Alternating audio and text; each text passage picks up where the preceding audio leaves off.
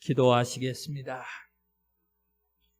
하나님, 우리로 예배자가 되게 하실 때에 성령님의 인도하심을 받게 하셨습니다. 찬양하고 기도했습니다.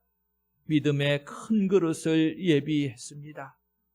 이제 사모함으로 감사하고 축복합니다.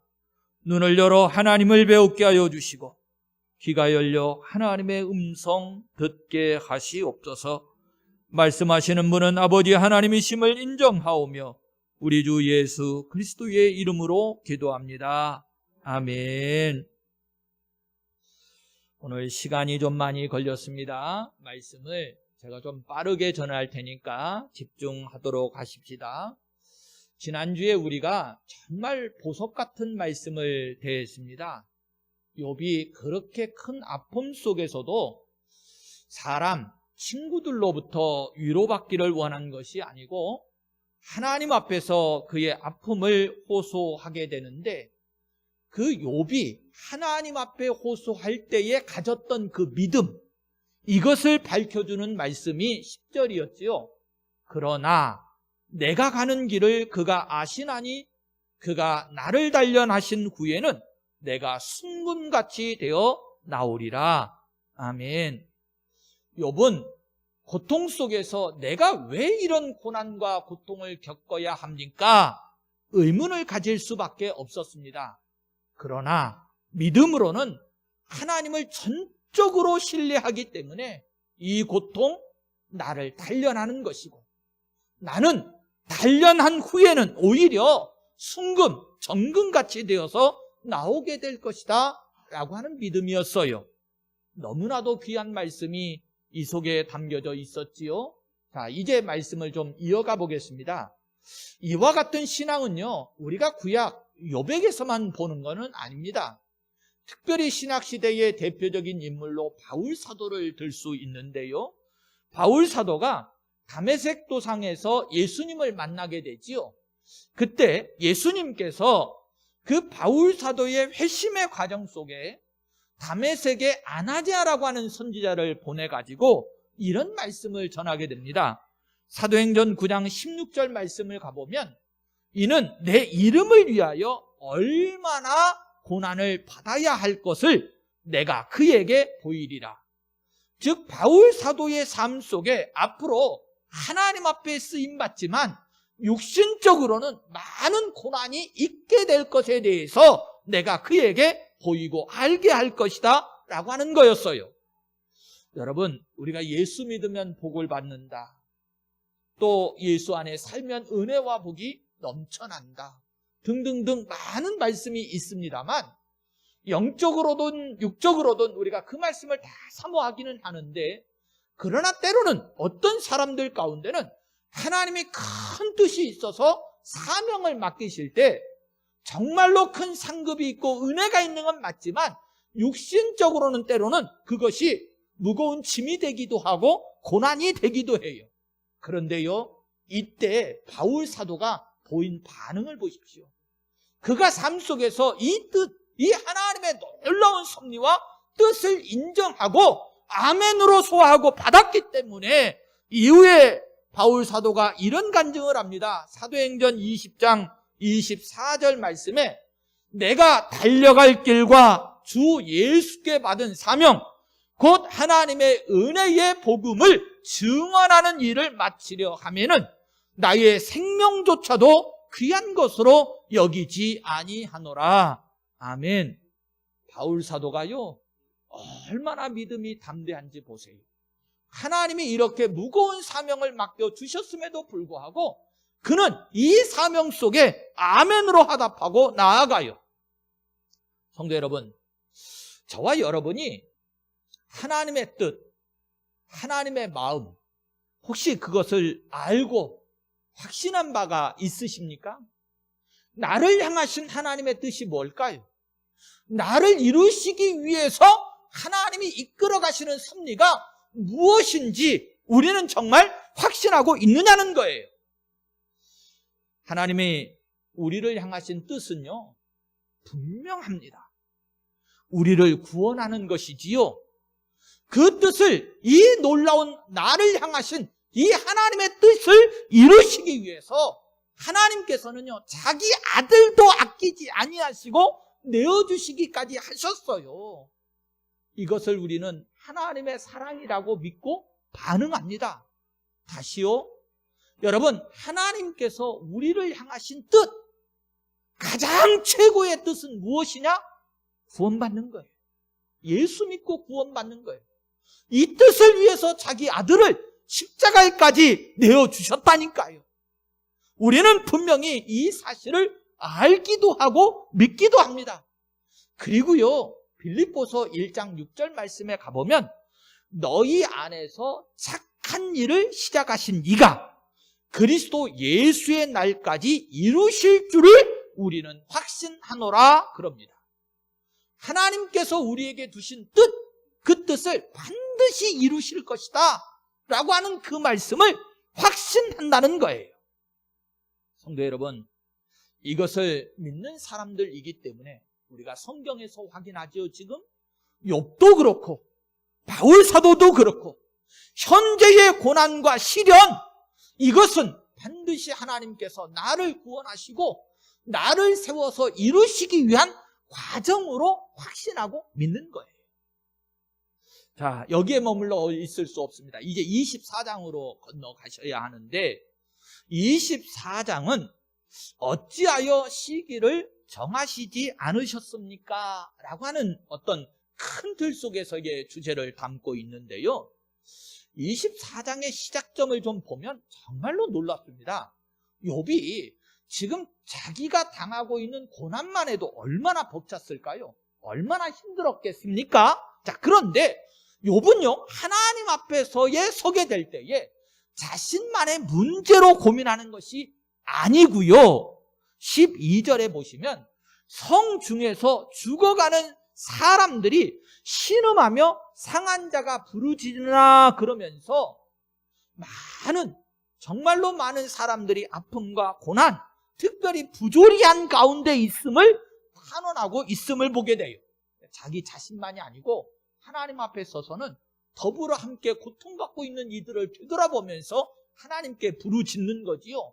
자, 보세요. 1절 시작부터 어찌하여 전능자는 때를 정해놓지 아니하셨는고 그를 아는 자들이 그의 날을 보지 못하는고 그럽니다.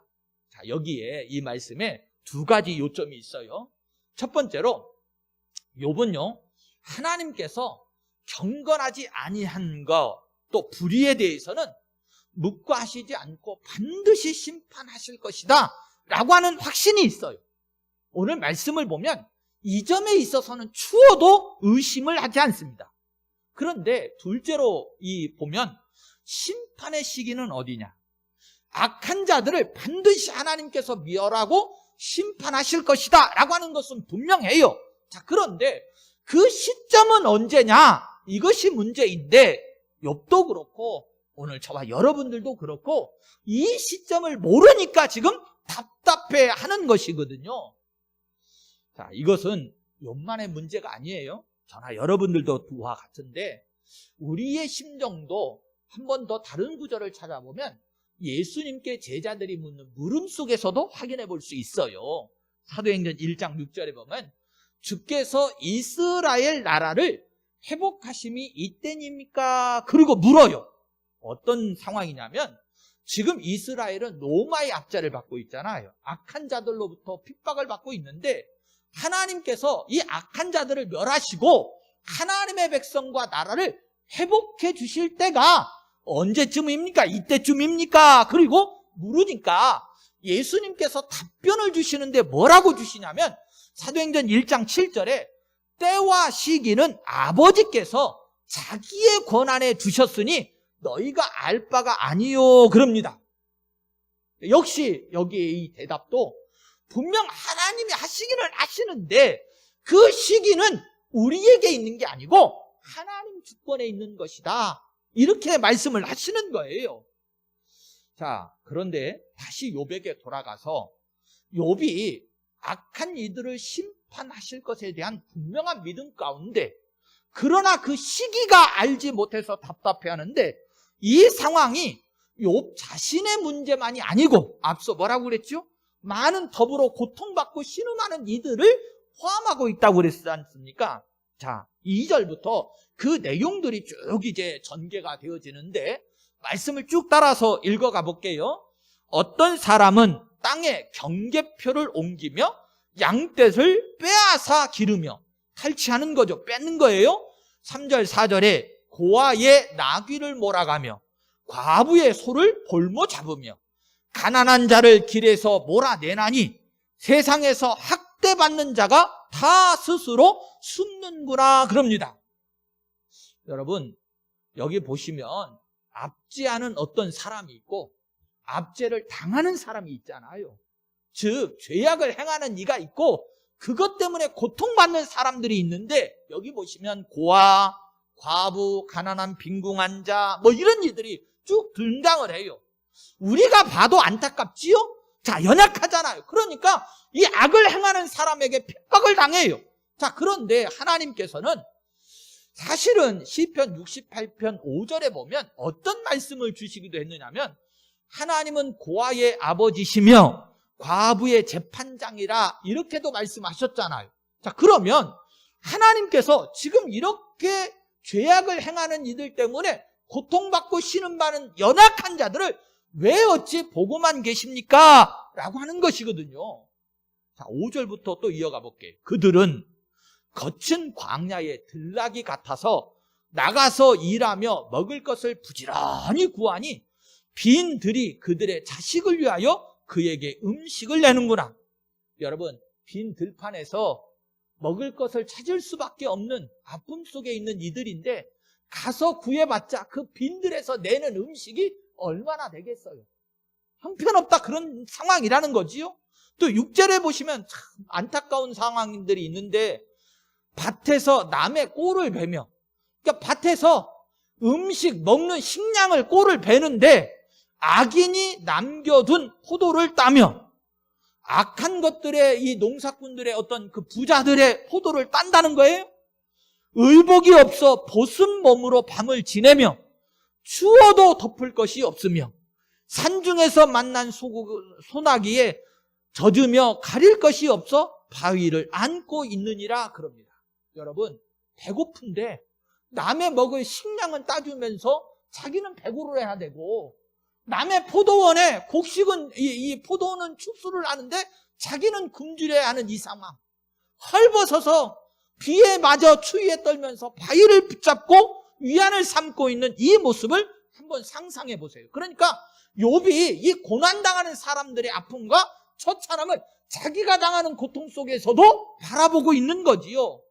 그러면서 9절에 어떤 사람은, 그러면서 욥의 탄원이 계속 되어져 가는데, 고아를 어머니의 품에서 빼앗으며 가난한 자의 옷을 볼모 잡음으로 그들이 옷이 없어 벌거벗고 다니며 곡식 이삭을 자르나 굶주리고. 보세요, 그렇지요?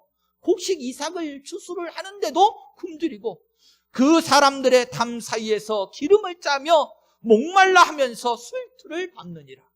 기름을 짜고 술투를 밟는데도 목을 말아 기가 난다는 거예요. 이처럼 12절에 성중에서 죽어가는 사람들이 신음하며 상한 자가 부르짖으나 하나님이 그들의 참상을 보지 아니하시느니라 그러면서 탄식을 해요. 이 아픔의 이 구절을 예전에 제가 신학을 다닐 때에 좀 살펴본 적이 있는데, 그때 이제 함께 읽었던 책 중에 김남국 씨라고 하는 분이 쓴 순교자라는 책이 있어요. 그 책에서 이 구절을 인용을 해가지고 많이 알려진 내용입니다. 자, 그런데 욥은 보세요. 이런 탄식들을 쭉 내어내면서 하나님, 분명히 하나님께서 징계하실 거잖아요. 반드시 하나님께서 심판하실 거잖아요. 자, 그런데 그 시기를 왜 정해놓지 않으셨습니까? 이 뜻은 하나님은 정하셨겠지만 우리가 알 수 없게 해놓으셨다는 거예요. 우리가 몰라서 지금 답답하다는 거예요. 그래서 그를 아는 자, 믿는 자, 하나님을 아는 자들이 그의 날을 보지 못하게 하셨습니까? 이렇게까지 묻고 있는 상황입니다. 자, 여기까지가 이제 악한 자들에 대한 어떤 압제하는 자들에 대한 내용이 있고 아픔 속에 있는 이들의 아픔을 돌아보는 내용이 담겼어요. 자, 그런데 13절부터는 조금 다른 내용도 또 나오게 됩니다. 또 광명을 배반하는 사람들은 두 부류를 지금 거론을 한 건데, 여기 보시면 광명을 배반하는 사람들은 이러하니 그들은 그 도리를 알지 못하며 그 길에 머물지 아니하는지라 그럽니다. 여기 광명을 배반하는 사람들이라고 그러지요. 어떤 사람들이냐, 이 광명이라는 말도 등장을 하고 밤과 어둠이라는 말도 여러 번 등장을 하게 되는데, 사실 제가 이제 정리를 하면서 좀 빨리 끝내려고 그래요. 여러분, 모든 사람은 궁극적으로는요, 그래요, 빛의 자녀들이든지 아니면 어둠 속에 속한 자들인지 둘 중에 하나인 거예요. 그런데 욥은 하나님을 발견할 곳을 찾고 있는 사람이지만 반대에 광명을 배반하는 사람들은 오히려 어떤 사람들이냐? 그러니까 이제 22장 17절에서 보았는데, 하나님께 말하길 오히려 우리를 떠나가라. 이 광명을 배반하는 사람들은 하나님을 가까이 찾는 사람, 욥과 같은 사람이 아니고 반대로 하나님을 멀리 물리치는 사람이다, 이렇게 말을 하고 있는 거예요. 그래서 광명을 배반하는 사람들이다 이럽니다. 자, 이렇게 앞에서 압제하고 악을 행하는 사람, 또 하나님을 멀리하고 이 광명을 배반하는 사람, 이 두 그룹을 말씀하고 난 이후에 뒤에 말씀이 이어져 가는 것을 보세요. 결국은 이제 이에 대한 답을 얻고 있는 건데, 18절에 그들은 물 위에 빨리 흘러가고 그들의 소유는 세상에서 저주를 받나니 그들이 다시는 포도원 길로 다니지 못할 것이라 그럽니다. 물 위에 빨리 떠내려가는 존재밖에 안 되고 저주받을 것이고, 이제 다시는 그들이 누렸던 그 부요함, 그 포도원 길로 다녔던 그 발걸음 없다, 이렇게 정리를 해요. 그리고 앞에서 말씀을 드렸지요. 12절에 상한 자가 부르짖지만 하나님이 그들의 참상을 보지 아니하십니까? 라고 하는 불만을 했었는데, 그 내용이 이제 답이 주어진 겁니다. 18절에 그랬지요. 물 위에 빨리 떠내려 갈 수밖에 없는 존재들이다. 한마디로 이제 그들은 끝났다, 종말이다, 이런 것을 말씀하고 있는 거예요. 근데 저는요, 말씀을 보면서 욥의 섬김과 믿음, 바램을 좀 느껴보았는데, 시기는 알지 못하는데, 그래서 답답하기는 하는데, 그래도 그가 바램 속에 깨닫고 있는 게 뭐냐면, 지금 보세요. 그들이 물 위에 빨리 흘러가고 그러지 않습니까? 그러니까 시기가 먼 거는 아니고 속히 임하게 될 것이다, 빠르게 임할 것이다 라고 하는 내용, 그 믿음을 담고 있어요. 그리고 19절부터 20절 이어보겠습니다.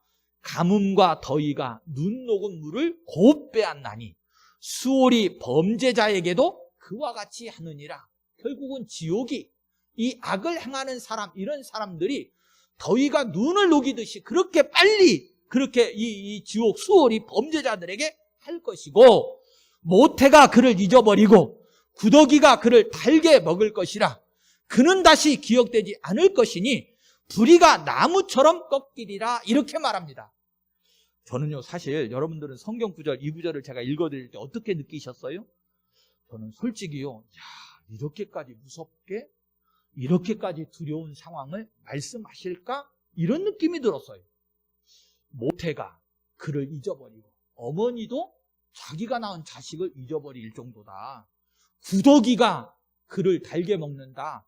여러분, 악인을 구더기가 먹는다는, 썩어서 죽는 그런 상황을 얘기를 하는 거잖아요. 그리고 그 악을 행한 사람들은 다시는 기억되지 않을 것이다, 이렇게까지 말씀하고 있는데 사실은 좀 두려운 생각이 들었어요.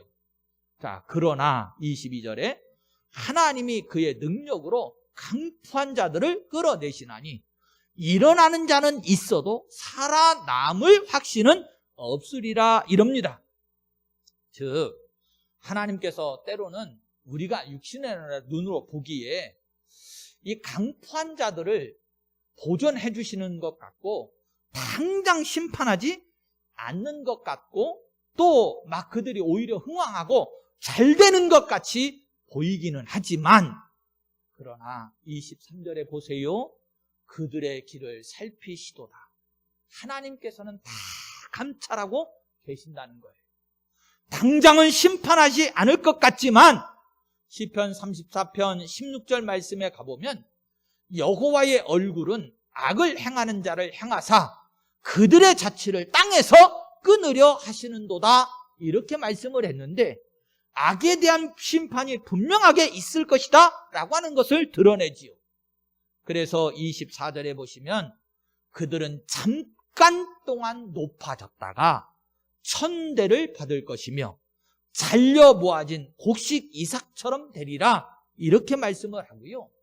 욥이 이제 말씀에 25절에 이제 결론을 내리는데, 가령 그렇지 않을지라도 악인들의 심판에 대해서 분명히 욥은 믿고 그 말씀을 붙잡고 있지만, 그럼에도 불구하고 가령 그렇지 않을지라도 능히 내 말을 거짓되다고 지적하거나 내 말을 헛되게 만들 자가 누구냐, 이러면서 이렇게까지 믿음 가운데 선포한 이 말, 이 욥의 신앙을 누가 거짓되다고 주장할 사람이 있겠느냐, 이렇게 말씀해요. 사실 이 부분은요, 폭넓게 생각해 보면 하나님 안에서 믿음을 가진 우리들은 분명합니다. 그렇지요? 자, 그런데 세상 속에서도요, 여러분, 악을 행하는 자들이 심판받을 것, 선을 행한 자들은 거의 합당한 복을 받을 것이라는 내용은 여러분 세상 속에서도 있어요. 그러니까 내가 믿음으로 하나님을 향해서 악한 자들이 받을 심판에 대해서 얘기했다고 해서 이것이 잘못됐다고 지적할 사람이 누가 있겠느냐? 그런 일이 일어나지 않는다고 해도 그렇게 말할 사람이 없을 것이다, 이런 확신 속에 말씀을 합니다. 자, 오늘은 시간이 이제 정리를 해야 될 시간이 돼서 말씀을 마감을 짓는데, 성도 여러분, 죄를 짓고도 지금 당장 심판이 없다고 저나 여러분들에게 주시는 말씀이니까 잘 새겨드립시다. 자만한다거나 또 혹은 돌이켜야 되는 회개를 더디한다거나 하지 마십시오. 우리는 세상의 사람들도 아니고 하나님의 말씀이 반드시 이루어질 것을 믿는 사람들입니다. 그러니 죄의 값은 반드시 주어지게 되어져 있어요. 돌이키지 않으면 하나님을 멀리하는 죄인들은 두말할 것도 없습니다. 그러나 저나 여러분들이 돌이키면, 회개하면, 나의 지은 죄를 하나님께 내어놓고 십자가의 보혈의 공로를 의지하면 은혜가 풍성하신 하나님께서는 나의 죄는 용서와 감춰주시고 다시금 회복의 은총을 베풀어 주실 줄로 믿습니다. 따라서 죄는 멀리하시고 이후에는 선을 행하며 살아가는 성도들이 되시기를 예수님의 이름으로 축원합니다.